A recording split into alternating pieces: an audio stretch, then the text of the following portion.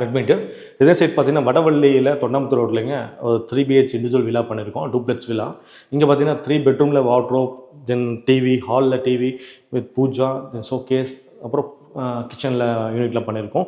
இங்கே வந்து ஒரு 4 கலர்ஸில் பண்ணியிருக்கோம். நம்மகிட்ட 30+ கலர்ஸ் இருக்குது. அதில் வந்து நம்ம 4 கலர்ஸில் நம்ம இந்த வீட்டில் பண்ணி கொடுத்துருக்கோம். நம்ம பார்க்க ஏரியா பார்த்தீங்கன்னா டிவி வித் பூஜா. மேக்ஸிமம் ஹாலில் பார்த்தீங்கன்னா ஒன்று டிவி வித் பூஜா, இல்லை டிவி வித் ஷோகேஸ் அந்த மாதிரி பிளான் பண்ணுவாங்க. இங்கே சேம் அப்படியே தான் டிவி வித் பூஜா பிளான் பண்ணியிருக்கோம். ஒரு ஸ்டாக்கேஸ் வருது, நம்ம அப்படியே மேலே கீழே பாட்டமில் ஏறி மேலே ஒரு ரைட் திரும்பும். அப்போது இந்த ஸ்டாக்கேஸ் கீழே வந்து ஸ்டோரேஜ் கொடுத்துருக்காங்க. ஸோ அந்த கம்ப்ளீட்டாக இந்த வாலை பாதி வால் இருக்கும். பேலன்ஸ் பார்த்தீங்கன்னா ஒரு டோர், ஒரு ரிட்டன் டோர்ஸ் மாதிரி கொடுத்துருக்கோம் ஸ்டோரேஜுக்கு வேண்டி.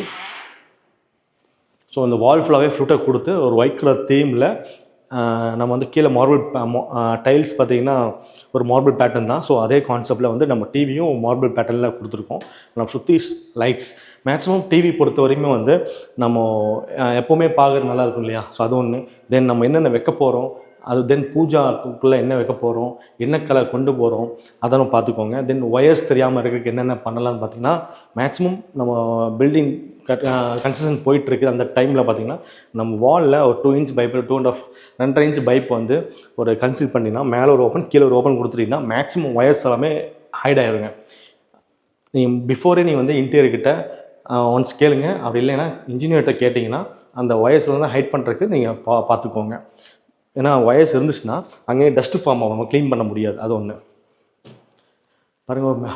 இந்த வால் ஃபுல்லாகவே ஃப்ளூட்டாக கொடுத்து ஒரு மார்பிள் பேட்டர்ன் கொடுத்துருக்கோம். இந்த லைட் வந்து மஸ்ட்டுங்க. ஆனால் லைட் எதுக்குன்னா நம்ம வந்து ஒவ்வொரு ஆப்ஜெக்டையுமே வந்து ஹைலைட்டாக காமிக்கிறதுக்கு வேண்டியதான் அந்த லைட்ஸு. அது நம்ம வார்ம் லைட் அதில் வந்து நியூட்ரல் ஒயிட்டு, வார்ம் ஒயிட் இருக்கும். இந்த வார்ம் ஒயிட் போனால் கொஞ்சம் பெட்டராக இருக்கும். ஏன்னா நான் ஈவினிங் டைம் பார்க்கும்போது இந்த வார்ம் ஒயிட் வந்து கொஞ்சம் கான்ட்ராஸ்ட்டாக இருக்கும், பார்க்குறது நல்லாயிருக்கும். அதை பிளான் பண்ணிக்கோங்க. தென் ஹேண்டில்ஸ் இங்கே